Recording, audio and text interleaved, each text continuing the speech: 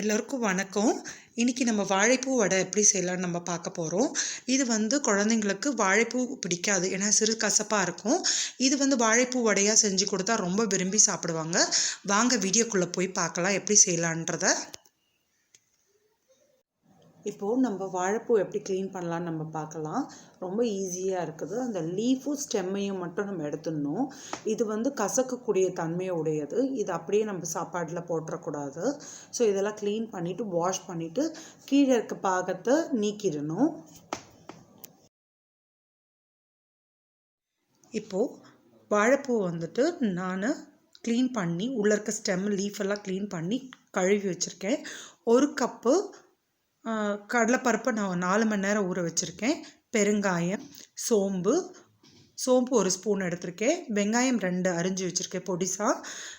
இப்போ சன்னா தால், அதாவது உடைச்ச கடலை 1/4 கப்பு, 4 பச்சை மிளகா, உப்பு தேவைக்கேற்ப, கருவேப்பிலை. இப்போ நான் கடலைப்பருப்பு, உடைத்த கடலை, அப்புறம் 4 பச்சை மிளகா, கருவேப்பிலை, சோம்பு இதெல்லாம் நான் மிக்ஸி ஜாரில் சேர்த்து நான் கொஞ்சம் கோர்ஸாக அரைச்சி வச்சுருக்கேன். இதுக்கு தேவைக்கேற்ப உப்பு நம்ம சேர்த்துக்கலாம். அதுக்கப்புறம் ஆனியன் 2 ஆனியன் அரிஞ்சு வச்சுருக்கேன். அது சின்னதாக, அதை நம்ம சேர்த்துக்கலாம். அது கூட கொஞ்சம் பெருங்காயம் சேர்த்துக்கிறேன் நான். இப்போ இதெல்லாம் சேர்த்துக்கிட்டு இந்த பூவை நம்ம வாழைப்பூவை நம்ம க்ளீன் பண்ணி வச்சுருக்கோம் இல்லையா, இதை ஃபைன் சாப் பண்ணி வச்சுக்கணும் நம்ம. இப்போ பெருங்காயம் சேர்த்துக்கலாம்.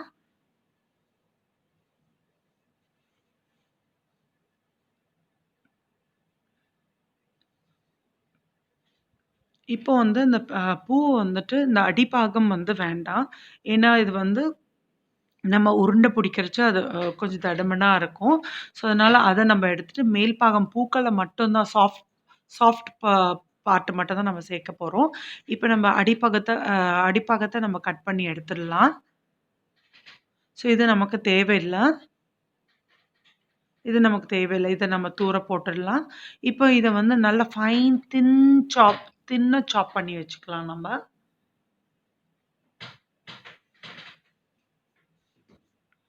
இப்போ பாருங்கள், இந்த மாதிரி நம்ம பொடிசாக எல்லா பூக்களையும் நம்ம பொடிசாக அரிஞ்சு வச்சுக்கலாம். ஸோ இந்த மாதிரி சாப் பண்ணனா இப்போ அதில் இருக்க வாழைப்பூ இருக்கானே தெரியாது.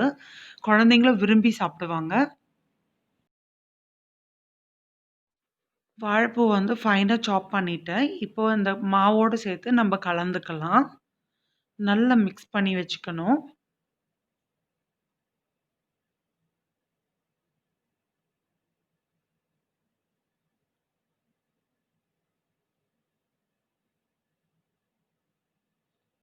இப்போ நான் இஞ்சி பூண்டை நான் ஒரு ஜஸ்ட் தட்டி வச்சுருக்கேன், அரைக்கலை. தட்டி போட்டால் அது அங்கங்கே கடிபடுறச்ச ரொம்ப நல்லாயிருக்கும். அதையும் இதோட மிக்ஸ் பண்ணிக்கிறேன் நான். எல்லாம் நல்லா மிக்ஸ் பண்ணிக்கணும். இது மாதிரி சிறு உருண்டைகளாக நம்ம பிடிச்சு வச்சுக்கணும். நம்ம ரெடியாக தட்டி எண்ணெயில் போடுறதுக்கு. இப்போ நம்ம இதை கொஞ்சம் கையில் எடுத்து ஜஸ்ட் ஒரு ப்ரெஸ் பண்ணணும், அவ்வளோதான்.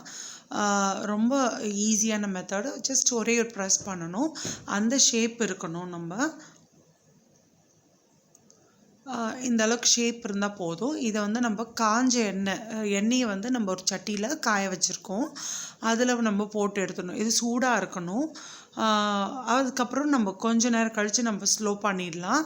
ஸோ இது எல்லாமே 1 by 1 நம்ம சேர்த்துக்கலாம். ஒரு 4, 5 சேர்த்தா போதும்.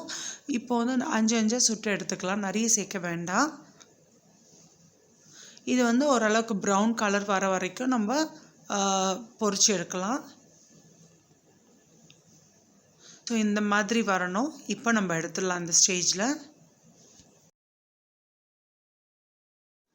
அவ்வளோதாங்க, ஈஸியான வாழைப்பூ வடை செஞ்சாச்சு. மறக்காமல் நீங்கள் வீட்டில் ட்ரை பண்ணி பார்த்துட்டு உங்களோட கமெண்ட்ஸை எங்களுக்கு தெரியப்படுத்துங்க. லைக் பண்ணுங்கள், ஷேர் பண்ணுங்கள், சப்ஸ்கிரைப் பண்ணுங்கள். மறக்காமல் தேங்க்யூ.